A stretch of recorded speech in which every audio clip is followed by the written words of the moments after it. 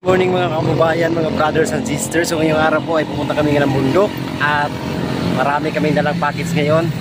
Abangan nyo po ang aming paglalakbay. Siyempre kasama yung team, si Mang Ili, si Sir Paul. At wala pa ngayon si Madam Yuna mga kababayan kasi nandun pa sa kanila. Sa sunod na week siguro ay makakasama namin. So ngayong araw ay nandito na kami sa Kapalong. So dito kami dumadaan mga kababayan. Pupunta kami ng bundok doon sa Kinarasel.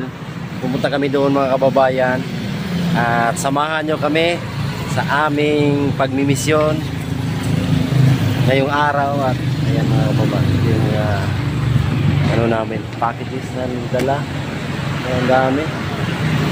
Ito galing kay Ma'am Riz Libre Cartagena. Ayan. Ayan na sina Sir Paul mga kababayan. Bumili kami ng tubig para may mainom kami sa bundok. Ang dami nito. Ang dami nitong boxes galing ibang bansa. Ayan mga kababayan. Ito naman galing kay Ma'am Shireen Sakin. Ayan. Kaya alis na kami mga kababayan. Ayan na. May dalang tubig. Sarado. Tara, let's go.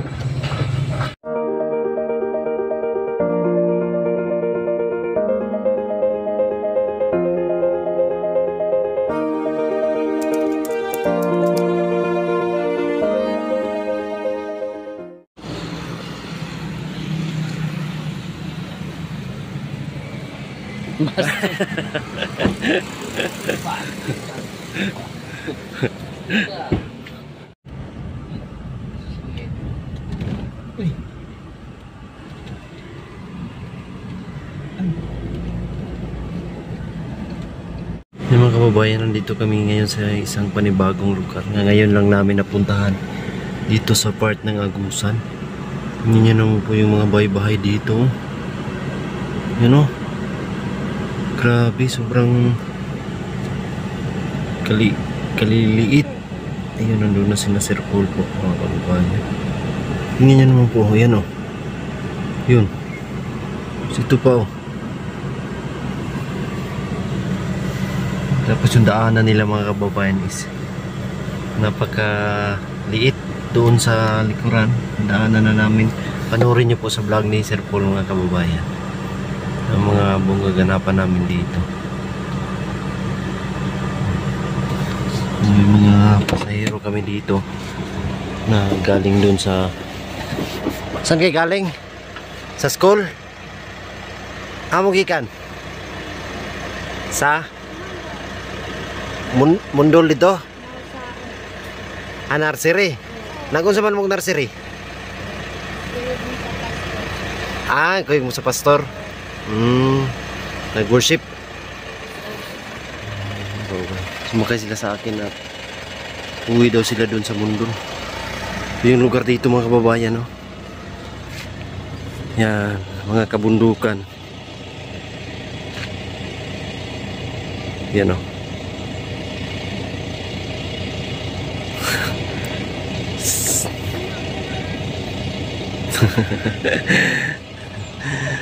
Si Tutoy, grabe yung lugar nila mga kababayan. Napakalayo na po nito. Kanya naman po, isa itong panibagong lugar na aming napuntahan. Yan, panibagong kwento na naman yung matutunghayan natin dito. Si nanay nagtanim ng mais.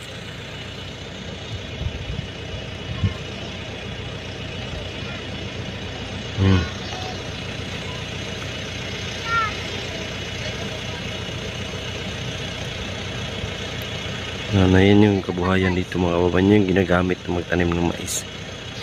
Yan lang, yung kahoy.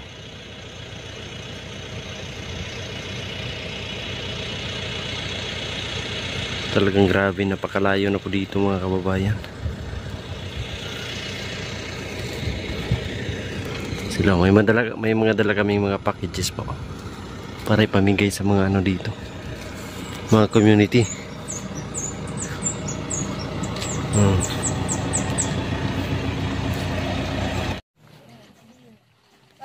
Grabe yung kalagayan nila dito mga kababayan. Sobrang doon ka na eh. Ayan, yung tanim kanina ng mais. Ate kayong tatlo ha. Bahay na. Ayan. O nanay, ano ka na eh. Grabe yung kahirapan talaga dito sa bundok mga kababayan. Tingnan nyo naman po.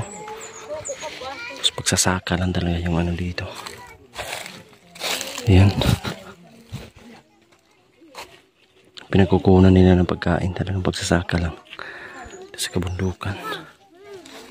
Ayan natin, yan naman po yung mga bahay. Ayan o.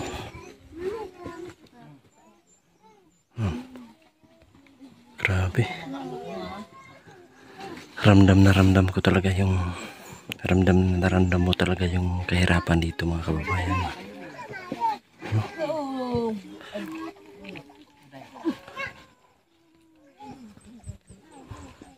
Yan mga kababayan, panibagong sitio na naman itong aming napuntahan, panibagong lugar. Dito sa part ng Agusan kami ngayon. So grabe. Yung mga ano nila dito. Yung mga kalagayan nila dito mga kababayan. Saan balay? Doon pa. Grabe talaga yung kalagayan nila dito. Talagang sobrang hirap. Yan o, yung mga bahay nila o. Isang malakas na ulan at hangin lang to. Wala na tong mga bahay na to.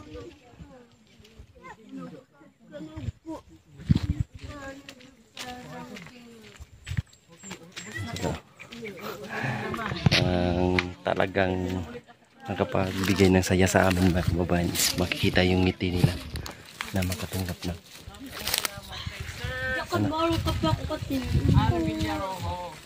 Yan o. Yan, isang smile nga dyan. Sila mga packages, kaya maraming salamat sa mga nagpadala ng mga packages mga kababayan. Talagang malaking tulong yan para sa kanila.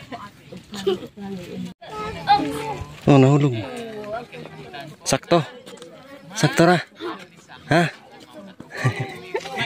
Ganda ng bag mo. Ganda ha.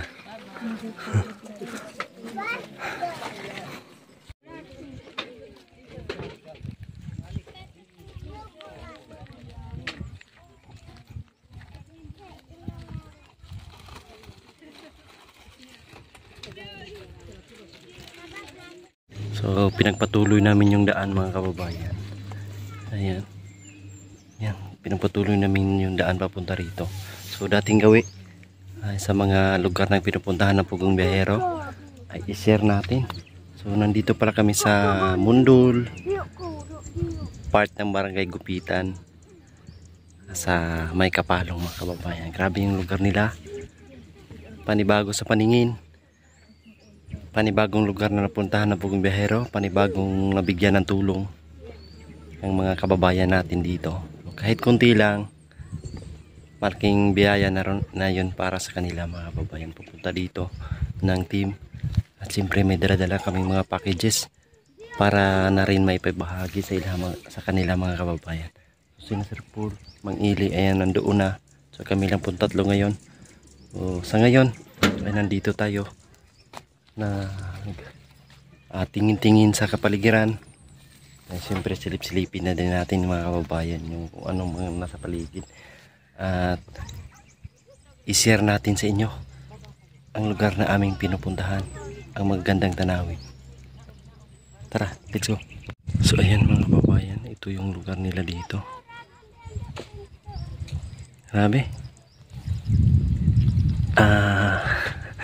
Ang ganda pa rin mga kababayan. Meron silang mga tanim na mais dito. Ayan ang lalapad ng kanilang mga sakahan. May makita natin may mga puno-puno pa dyan oh. Ang daming mga puno-puno. Yan, ito yung paligid nila. Simpleng buhay, simpleng bahay. Ayan. Ayun pa. So grabe ang liit ng kanilang mga bahay mga kababayan. Sila ay mga katutubo na lang dito.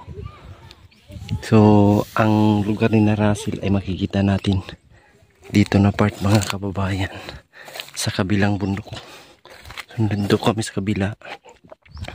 Yan, tingnan nyo po yung mga bahay nila mga kababayan. Mayroon silang mga sakahan. Ayan, ang lugar ni Russell mga kababayan ay nandun sa kabilang bundok. Doon mga kababayan. So, ang lugar nila dito, ayan o. Napakaganda. Ayan, si tatay. Ayan. Ayan, si tatay. So, talagang pagsasaka lang yung ano dito mga kababayan. May mga virgin forest pa naman dyan, oh. Ayan, nakapaligid dito. Grabe, ang laki para. Ang laki pa talaga ng ano dito, yung land area ng Mindanao na pwede gawing farm. At sana taniman nila ng yung kahoy na prutas para pagkakitaan din. So i-ano natin sa kanila mga kababayan, i-suggest para mapalitan yung mga puno na nawala, mapalitan ng puno na may bunga, yun ay prutas. Mga durian, lansones, mga niyog, yun yung ating i-suggest sa kanila para mapalitan yung mga punong nawala. So, yung lugar nila. Yan. Wow.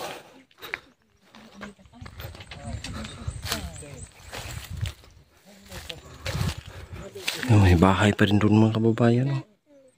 Sa baba. Ayan, ito yung mga batang sakay namin. Pangalan mo? Pangalan?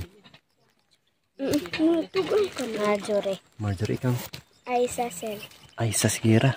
Aisa. Lorna Sel. Lorna Sel. Lorna. Oh. Nanay Lorna. Ayan, nakatanggap sila ng mga... Ito ko sukuro ko. Patingin. Pakita. Ayan. Yung mga lapis, saka ballpen. Tagat kay Aisa.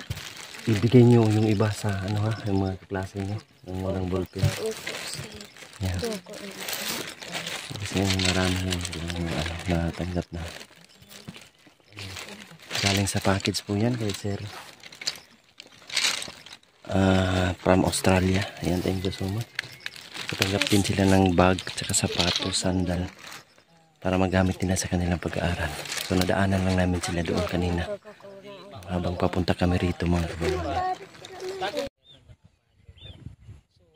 Mga nakatira dyan mga katutubo, ngayon lang namin ito mapupuntahan. Hindi naman ibig sabihin na kahit na may mga pabahay sila dyan, yung mga kababayan natin katutubo.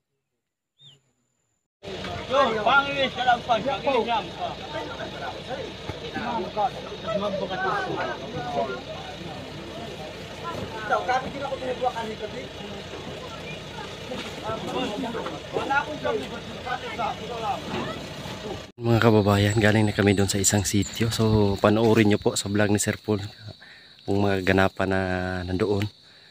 Ang kaganapan namin doon mga kababayan sa pamimigay ng tulong at pamamahagi ng mga packages para sa ating mga kababayan katutubo. So sa ngayon ay dadalawin namin ngayon si Russell sa kanila at panoorin nyo sa mga videos na ina-upload ng team, lalong-lalong kay Sir Paul mga kababayan, ang kaganapan namin doon sa pagdalaw kay Russell. At ayun lang, maraming salamat sa inyong lahat. We love you all. God bless. Bye bye.